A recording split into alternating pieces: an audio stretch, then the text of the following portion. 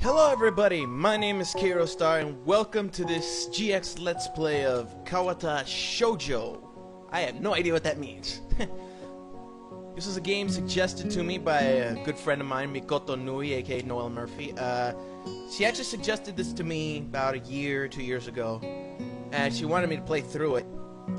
And I don't know what happened, but I never got around to finishing it.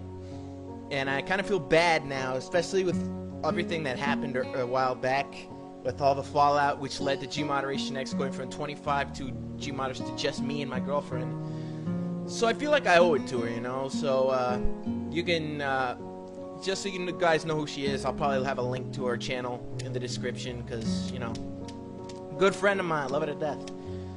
And, you know, she's always been the peacekeeper and everything. She couldn't hold the peace in that last situation, so I feel like I owe this to her. You know, and I think I also owe it to myself because I never finished this game. It's been sitting on my desktop for over a year and never finished playing it. So, you know, I feel like I owe it to her. I'm gonna be playing with my extra crappy controller here. Yeah, it's an old Genius. Got it for cheap. Doesn't play with a lot of games, but it gets me through, you know. So, yeah. This works great with this game and Zandrunum and a couple of other old school ones, so yeah, this thing is also good. So, you know what, let's just get started. We're gonna start a new story, because obviously I don't want to start halfway and everybody going, what the fuck? A light breeze causes the naked branches overhead to rattle like wooden wind chimes. This game, I don't really know the specifications of this game, to be honest. You know, other, Markiplier say just like, oh, this was made on the Unity engine. I don't know. I didn't look it up. I couldn't be bothered to look it up. It's just, you know, I think I needed to do this. But from what I can tell, it's a great game. It's, and it also makes you think, from what I understand. This is a popular tree for couples in the summer. The deciduous trees provide a beautiful green canopy, far out of sight to teachers and fellow students. I wonder why. But now in late winter, it feels like I'm standing under a pile of kindling. Well, there's a contrast for you if I ever saw one. I breathe into my cupped hands and rub them together furiously to prevent them from numbing in this cold. Because who wouldn't? Just how long... main character's name is Hisao, apparently. Just how long am I expected to wait out here anyway? I'm sure the note said 4 p.m. Ah yes, the note. Slipped between the pages of my math book, while no one was looking. Well, I wasn't looking. I screwed that up. As far as cliches, though, I'm more of a fan of the letter in the locker. But at least this way shows a bit of initiative. As I ponder the meaning of the note, the snowfall gradually thickens. The snowflakes silently falling from the white painted sky, the only sign of time passing in this. It's like laced with negativity. Really? Their slow descent upon the frozen forest makes it seem like time has slowed to a crawl. Was that? Okay, no, I'm not doing that. The rustling of dry snow underfoot startles me, interrupting the quiet mood. Someone is approaching me from behind. Is it the greatest butts ever? No, I'm kidding. Hisao, you came? Interpret that as you will. I suck at doing female voices. I suck. Okay. A hesitating, barely audible question. However, I recognize the owner of that dainty voice instantly. I feel my heart skip a beat. It's a voice I've listened to hundreds of times, but never is more than an eavesdropper to a conversation. I turn to face this voice, the voice of my dreams, and my heart begins to race. Oh shit! I screwed that up! Wait, don't I have a text history button?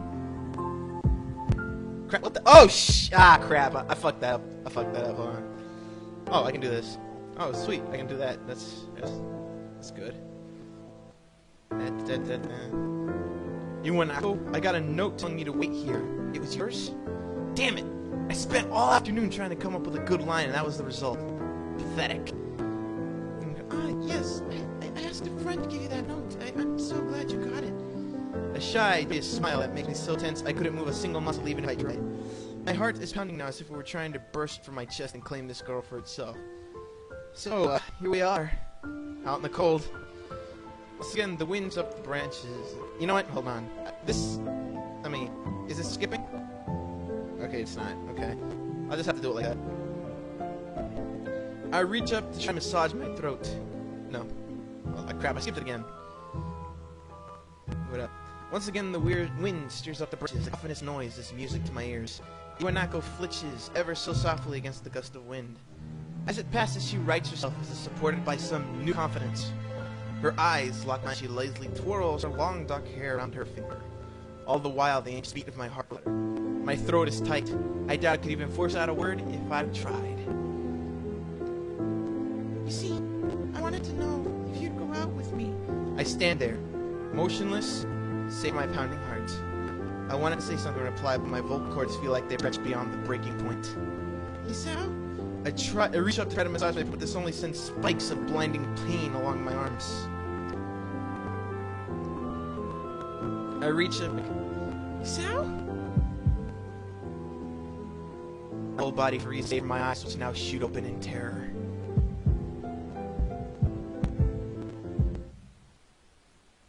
Isao! I'm not screaming in an early voice. I'm not. That's as much as you can. I can't do it.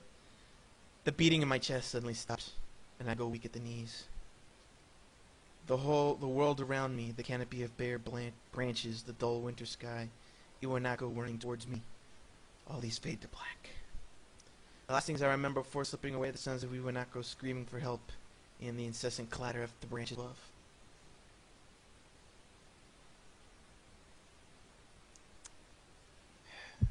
It's a pretty sad story. Whoa. Heartbeat. 4 Leaf Studios presents. Yes. That's the name of the studios who make this. Kawata Shoujo. Yes. This game's indie as you can get. And it was made in Japan apparently and translated. I'm not really sure how the whole thing works. I'm not sure if it's made in the US or Japan or what it is. All I know is that it's pretty... I think it might have been made in the US because the translation is pretty damn good. And usually when you translate Japanese games to English, like fan translations, it doesn't really come out very well. So if I were to guess, I'd say this was made in the US. It just has anime-style artwork.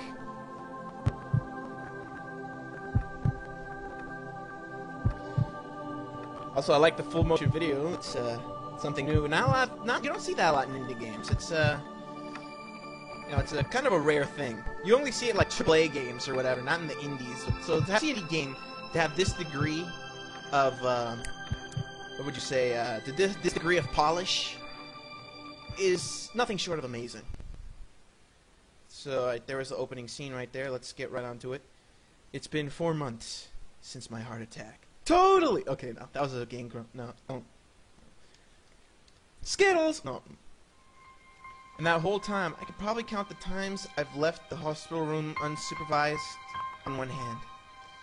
4 months is a pretty long time when you're left alone with your thoughts. So I've had plenty of time to come to terms with my situation. Arrhythmia. A strange word. A foreign alien one. One that you don't want to be in the same room with. A rare condition. It causes the heart to act erratically and occasionally beat way too fast. It can be fatal. Apparently I've had it for a long time. They said it was a miracle that I was able to go on so long without anything happening. Is it really a miracle? I guess it was supposed to make me feel better, more appreciative of my life. It really didn't do anything to cheer me up. My parents, I think, were hit harder than the news where I was. They practically had 2 hemorrhages apiece. I had already had a full day by then to digest everything. To them it was all fresh. They were even willing to sell our house in order to pay for a cure. Of course, there isn't a cure. Because of the late discovery of this condition, I've had to stay at the hospital to recuperate from the treatments. When I was first admitted, it felt like as if I was missed. For about a week, my room in the ward was full of flowers, balloons, and cards. But the visitors soon dwindled, and all the get-well gifts began trickling down to nothing shortly after. I realized that the only reason I had gotten so many cards and flowers was because sending me their sympathy had been turned into a class project. Maybe some people were genuinely concerned, but I doubt it. From the beginning, I barely had visitors. By the end of the first month, only my parents came by on a regular basis. Iwanako was the last to stop visiting. After 6 weeks, I never saw her again. We never had that much to talk about when she visited anyway. We didn't touch the subject that was between us on that snowy day ever again. The hospital? It's not really a place I'd like to live in. The doctors and nurses feel so impersonal and faceless. I guess it's because they're in a hurry and they have a million other patients waiting for them, but it makes me feel uncomfortable. For the first month or so, I asked the head cardiologist every time I saw him for a rough estimate when I'd be able to leave. He never answered anything in a straightforward way. They told me to wait and see if the treatment and surgeries worked. So I idly observed the scar that those surgeries had left on my chest slowly change its appearance over time, thinking of it as some kind of omen. I still ask the head cardiologist about leaving, but my expectations are low enough now that I'm not disappointed anymore when I don't get a reply. The way he shuffles around the answer shows that there's at least some hope. At some point, I would stop watching TV. I don't know why, I just did. I can relate to that statement. I've stopped watching TV. If I want to watch videos, I just go to YouTube now. I don't watch TV at all. Fuck TV. I don't know. Maybe it was the wrong kind of escapism for my situation. I started reading instead. There was a small library at the hospital, although it was more like a storeroom for books. I began working my way through it one small stack at a time. After consuming them, I would go back for more. I found that I liked reading, and I think I became even a bit addicted. I started feeling naked without a book in my hands. But I loved the stories. That was what my life was like. The days became increasingly harder to distinguish from each other, differing only by the book I was reading and the weather outside. It felt like time blurred into some kind of gooey mass I was trapped inside instead of moving within. A week could go by without me really noticing it. Sometimes I'd pause in realization that I didn't know what day of the week it was. Other times all the things that surrounded me would painfully crash into my consciousness through the barrier of nonchalance that I've set up for myself. The pages of my book would start to feel sharp and burning hot, and the heaviness in my chest would become so hard to bear that I had to put the book aside and just lay down for a while looking at the ceiling, as if I was going to cry. But that happened only rarely, and I couldn't even cry. Today the doctor comes in and gives me a smile. He seems excited but not very. It's like he's trying to make an effort to be happy on my behalf. My parents are here. I've seen them. Both of them are even sort of dressed up. Is this supposed to be some kind of special occasion? It's not a party. There's this ritual the head cardiologist says. He takes his time sorting his papers and setting it aside as if to make a point of the pointlessness of what he just did. Then he casually sits down the edge of the bed next to mine. He looks me in the eyes for a moment. Hello, Hisao. How are you today? I don't answer him, but I smile a little back at him. I believe that you can go home. Your heart is stronger now, and with some precautions, you should be fine. We have all your medications sorted out.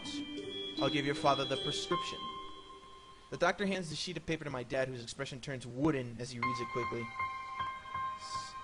So many. How am I supposed to react to this? The absurdly long list of medications staring back at me from the paper seems insurmountable. They all blend together in a sea of letters. This is insane. I mean, you're starting to go a little cuckoo bonkers like, woo, ah! Side effects, adverse effects, contraindications, and dosages are listed line after line with cold precision. I tried to read them, but it's so futile. I can't understand any of it. It makes me feel sick. For the rest of my life, every day. I'm afraid this is the best we can do at this point. However, new medications are always being developed, so I wouldn't be surprised to see that list fade over the years. Years? What kind of confidence booster is that? I'd have felt better if I hadn't said anything at all. Also, I've spoken with your parents, and we believe that it would be best if you don't return to your old school. What? Please, calm down, Hisao. Listen to what the doctor has to say. Calm down? The way he says it, he tells me he knew full well that I wouldn't like it. Am I going to be homeschooled? Whatever my concern shows, it's ignored. We all understand that your education is paramount. However, I don't think that it's wise for you to be without supervision. At least, not until we're sure that your medication is suitable. So I've spoken to your parents about a transfer. It's a school called Yamaku Academy that specializes in dealing with disabled students. Disabled? What? Am I? It has a 24-hour nursing staff with a few minutes from a highly regarded general hospital. The majority of students live on campus. Think of it as a boarding school of sorts. It's designed to give students a degree in independence while keeping help nearby. Independence? You're It's a school for disabled kids. Don't try to disguise that fact. If it was really that free, there wouldn't be a 24-hour nursing staff and it wouldn't make a hospital being nearby a selling point. Of course, it's only if you want to go. But your mother and I really aren't able to homeschool you. We went out there and had a look a couple of weeks back. I think you'd like it.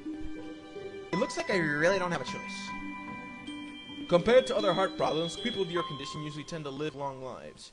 You'll need a job one day, and this is a good opportunity to continue your education. This isn't an opportunity. Don't call it an opportunity. Don't call it a goddamn opportunity.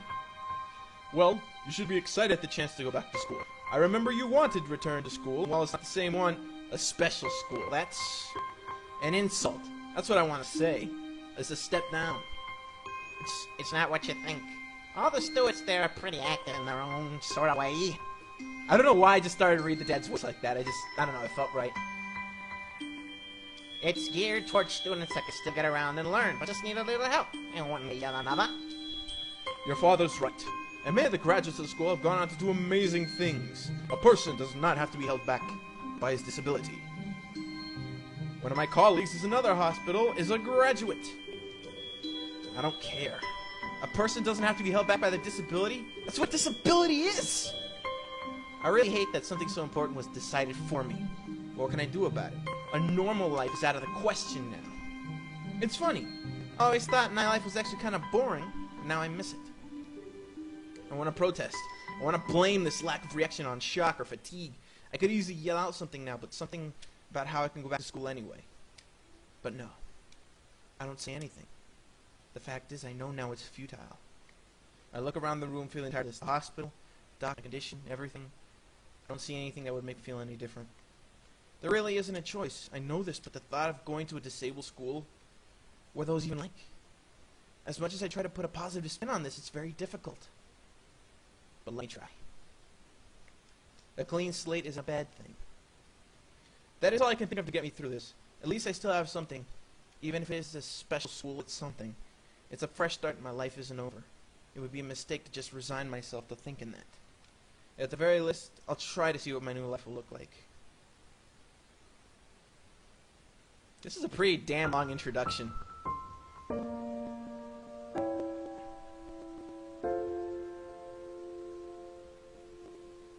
Act 1, Life Expectancy. You know what? As much as I'd like to continue this, I am out of time for this one. We'll get into Act 1 on our next installment. Thank you all for tuning in. We got more Co-op the Show going. I got more Zombie Grinder in the works. Look out for that. We got so many things going on. Thank you so much for watching. If you have a game you want me to play, leave it to me in a reply on Twitter, Facebook, or Tumblr. Definitely helps out. And a comment on my channel. Definitely helps me out. So thank you all so much for watching. You can click the annotations to see my previous video. And as always, we'll see you in our next installment, ladies and gentlemen. Good night, everybody! What was in that chest? I don't know. Oh, just unlock it. There's nothing in it. How is it slender? Isn't Slender about finding pages?